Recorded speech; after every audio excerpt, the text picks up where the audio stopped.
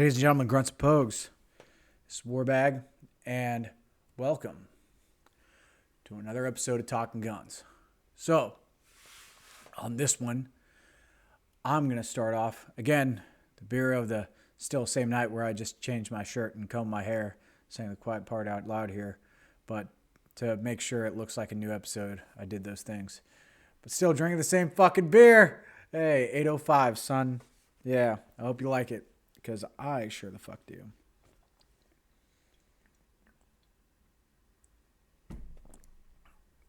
If you're on the YouTube, if you're on Facebook or on Instagram, I encourage you to hit the link, get to the YouTube freaking page, like it, subscribe to it, or what the fuck ever. You don't have to do all that shit right now. I mean, you can wait until you like something. I'll just remind you again. But in this one, I'm going to go reading from a very long excerpt from one of my favorites. All right, and this is from the Leavenworth Papers, number 4, The Dynamics of Doctrine, the Changes in German Tactical Doctrine During the First World War. And this is by Timothy T. Lupfer, and it comes from the Combat Studies Institute, U.S. Army Command, and General Staff College in Fort Leavenworth, Kansas. And this is written in July of 1981, or published in July of 1981. And this one specifically covers one of my favorite things. So we'll go into this. This is called The Attack Organization from chapter... I'm a little stuck here from too many sticky notes on my pages. The pages are not sticky for what reason you would think. I actually have these tabbed out because I've read this a time or 3. It's from chapter 2, the offensive tactics of 1918. The attack organization. In attack, as in principles, the Germans considered the division the basic unit capable of conducting independent battlefield operations. The offensive doctrine, however, established one relationship that differed greatly from the elastic defense in depth. Whereas in the defense, the forward division commander had the authority to order counterattack units outside his own division organization and to deliver an immediate counterattack. In the offensive, the higher headquarters retained control of the follow-up units. The reinforcements were kept well forward, but under the direction of higher headquarters, they would reinforce success. To maintain the momentum of an attack, the belligerents had tried several different methods for relieving the landing units in the attacks during the war. The French had tried successive waves, the first wave taking one objective, the second wave passing through to take the next one. The British had used a similar leapfrog technique in 1917, but in attack, lead units were instructed to continue without relief, for the doctrine considered it preferable to maintain the attack and exhaust the lead unit rather than attempt a succession which would lose time and impetus. Unfortunately, this method resulted in severe losses for the lead units, which would have an adverse effect on the 1918 German offensive. Maintaining the initiative in the offense demanded the same high standard of small unit leadership which the elastic defense in depth required. The fluid tactics required independent action by the assault detachments and groups. The group, or a section in the light machine gun and riflemen, was the basic infantry small unit as it had been in executing the elastic defense in depth. The tactical organization represented a significant change from the pre-war technique of an advancing line of similarly equipped infantrymen. Ludendorff remarked that the new role of the light machine gun as the dominant weapon and the subordinate role of the rifleman to protect the machine gun, as shown during the defensive battles, was a difficult change for many German soldiers. previously trained in infantry units where the riflemen had the dominant role to understand. An important aspect of the application of the new offensive doctrine was the role of the storm battalions in teaching the new small unit tactics to the other German infantry units. Each German field army had a storm battalion that acted as a teaching cadre during periods of training. This instruction was so highly regarded that German units on the Eastern Front began sending officers and non-commissioned officers to the Western Front to attend storm unit training courses in late 1916. Field armies on the Eastern Front then imitated their counterparts in the West by establishing their own storm battalions based on Rohr's unit. The composition of the storm units varied within these possibilities: 1 to 5 storm companies, infantry assault units; 1 to 2 machine gun companies, heavy machine guns; 1 flamethrower section; 1 infantry gun battery, that's light mountain howitzers or captured Russian guns; 1 Minenwerfer company, or trench mortars. Based on the established storm battalions for each field army, ad hoc storm units were often formed within infantry divisions and were usually led by a cadre trained by the field army's organized storm battalion. Each storm battalion assaulted with additional infantry from an accompanying division. The first wave was an infantry probe from the accompanying division, whose purpose was to identify enemy positions for the next wave. About 250 meters behind, the second wave consisted of the elite storm companies and flamethrower section with additional infantry support from the division. The second wave attempted to penetrate the enemy zones by pushing through weak areas to envelop enemy positions. Supporting these efforts was the third wave, about 150 meters behind, which contained the storm battalion's heavy weapons and similar additional support from the division. The third wave provided fire to support the forward movement of the storm companies and to protect the flanks of the penetrations. Behind these 3 waves followed the remainder of the accompanying division, which reduced pockets of resistance bypassed by the storm units, provided reinforcements, and maintained momentum of the attack. In sectors where established storm units were not available, infantry divisions used their own ad hoc storm units and imitated storm unit techniques.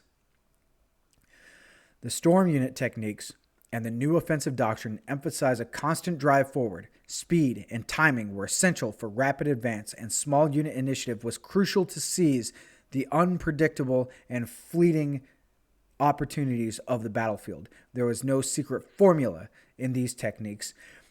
Enemy positions were reduced in a practical fashion. The physical and psychological effects of the advance reinforced each other. I'm going to stop there. It starts going into artillery and different stages. But essentially, what it says to me is the same things that we do now, with the exception of sending mobile training teams to the front, is what they began then in teaching the new tactics, techniques, and procedures in theater on the front. Now, then they didn't have like big relieving units and freaking deployment cycles or even the logistics to be able to do so.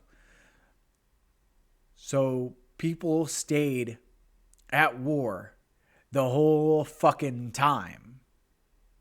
It wasn't a volunteer force for a term of years or anything. It was a drafted force for as long as you need serve. And it's kind of fucked, but it's the way it is. Or the way it was. And this goes into my first favorite book.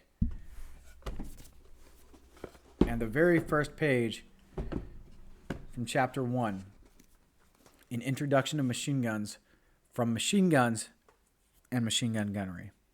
The quotes: "For their part, the machine gun units must be on the alert to seize and exploit every opportunity to assist the forward movement of the rifle units, without waiting for specific orders to engage a particular target in or locality.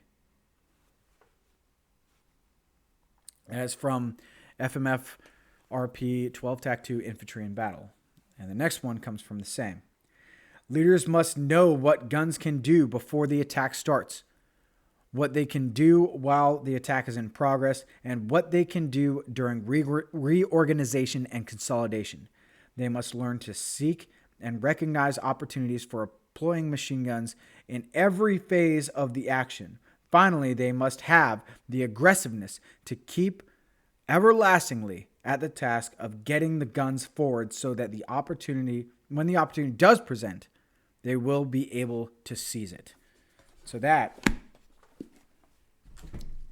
is basically your directive as both a machine gunner and then a machine gun leader.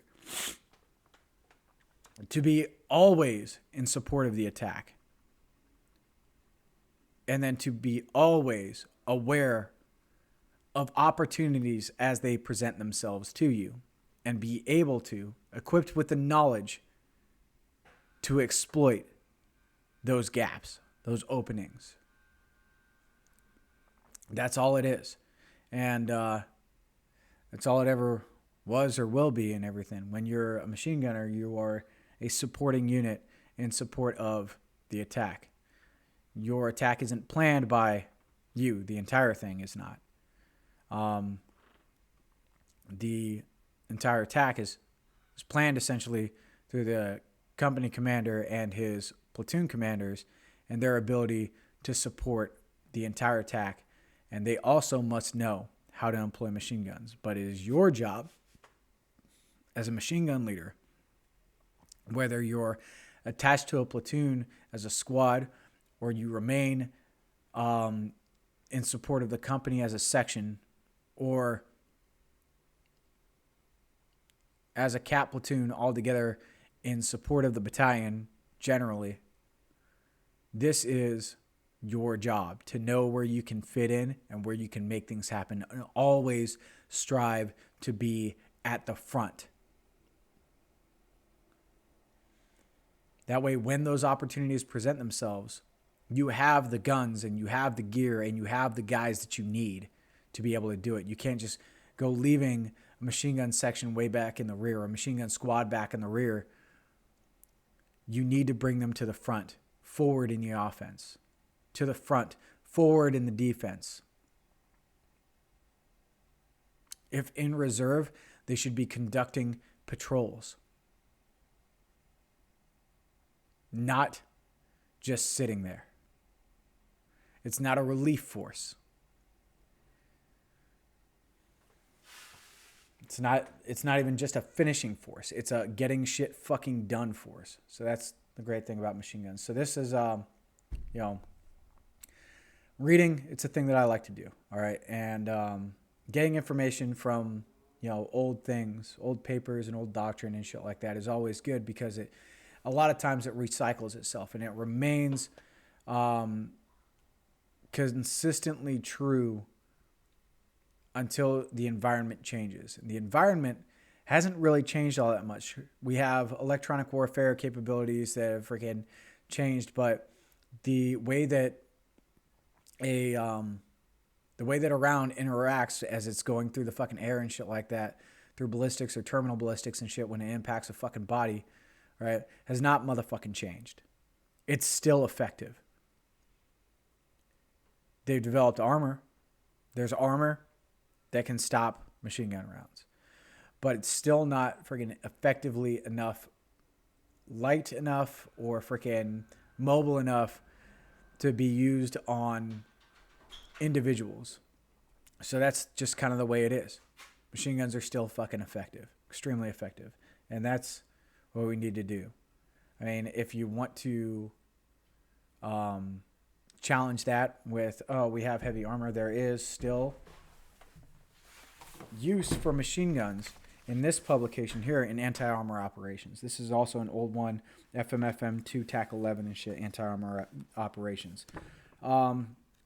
This is talking about like your mechanized threats and everything. And when we talk about threats, it's like say T-72, T-64s, T-80s, freaking BMPs, BTRs, light armored vehicles, essentially, right? Freaking Centurion Mark 10s from Great Britain. I mean, consider those a threat as well because they can be sold to just about anyone. The tactics in this publication range from dismounted troops and shit like that in freaking defilade or dead space, in the tank's dead space, and having to approach the tank on foot from a hole in the ground and shit like that, just hunkering down until they can throw a fucking sticky grenade on that motherfucker. Or not a sticky grenade, it's like a sticky bomb. It's explosives and shit like that wrapped into a fucking grease packed fucking sock and shit like that, so that when it blows, it freaking, or when you swing it around and fucking stick it on the side of the tank, it stays there and shit like that, and you can blow off a track with some freaking explosives. That's cool, you know. But in here, it talks about the weapons that are used for anti-armor, and in our case, you can include in there, and it includes in this publication, more than just aircraft. You also have the Mark 19 and the 50 caliber machine gun, right? So with these machine guns, you have the ability to penetrate light armor. For a 50 caliber machine gun, it can be through like about a 3/4 inch of freaking steel, whereas a Mark 19 grenade can go through 2 inches of homogeneous steel at 0 degrees obliquity, meaning that shape charge of that high explosive dual purpose round is directly, flatly in freaking perpendicular to the surface that it's hitting and shit like that. That shape charge directs that freaking energy and shit like that in such a manner where it's able to penetrate up to 2 inches of steel. So for a light armored vehicle, that's more than enough, and it's good to go. All right. Of course, they also have like AT4s and laws in there and shit like that because these are anti-armor weapons. But when you're machine guns in battle or freaking infantry in battle and shit like that, you have all of these tools at your disposal, and it's good for you. I mean, that's it. So I'm not convinced that machine guns are out of the fight. I don't think anybody's tried to convince us yet that machine guns are out of the fight or that they have become obsolete. Not until we have fucking laser guns that can fucking no shit, like, or maybe even like fucking smart rounds that can be freaking tagged onto a target using a drone feed and then freaking seek that target and shit like that based off of a fucking electronic signature. But that'll be eventually defeated by freaking signals defense and shit like that using electronic warfare. I mean, just trying to overpower the fucking signal and shit like that by fucking throwing out fucking shitloads of radio waves and shit. You know what I mean? Like the chameleon. So things like that. I think that this is just personal, me personally, I guess. I think that machine guns are still freaking good to go for the fight. Yeah. So there's that. Just wanted to freaking say that. Just wanted to throw out a freaking real quick, short, opinionated episode and stuff like that in the meantime while I'm waiting a little bit before the next installment that I'm going to put out. So there's that. If you want to read that again, that's from the Leavenworth Papers, the number 4, Dynamics of Doctrine, Changes in the German Tactical Doctrine During the First World War by Timothy Lupfer, July 1981. Anti-armor operations. This is a field manual from and to TAC 11. And the Machine Gun Bible. Friggin' Marine Corps War Fighting Publication 3 TAC 15.1 Machine Guns and Machine Gun Gunnery, or 3-01 Charlie Machine Guns and Machine Gun Gunnery. There we go. So if you look that up on the fucking interwebs, you're going to find them on the Marine Corps Publications electronic library,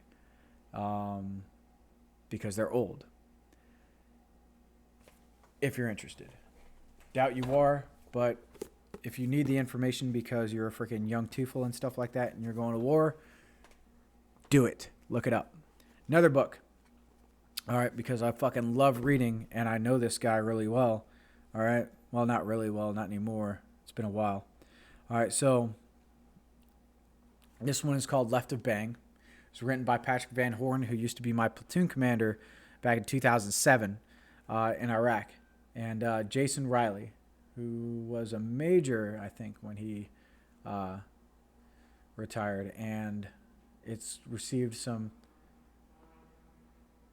nice sayings and stuff. Like Dave Grossman himself, the author of Unkilling, calls it an amazing book. It's called A Crisp Lesson in Survival by Gavin D. Becker, best-selling author of The Gift of Fear, which is probably one I should read. All right. This book talks about behavioral domains, about freaking essentially the atmospheric that you, or the feelings that you get, the heuristic that you draw, and all that shit, right? Freaking, let's go in the back here. It says, you walk into a restaurant and get the immediate sense that you should leave. You're about to step onto an elevator with a stranger and something stops you. You interview a potential new employee who has the resume to do the job, but something tells you not to offer the position. These scenarios all represent left of bang, the moments before something bad happens. But how many times have you talked yourself out of leaving the restaurant, getting off the elevator, or getting over your silly gut feelings about someone? Is there a way to not just listen to your inner protector more, but to actually increase your sensitivity to threats before they happen? So that's the thing. All right.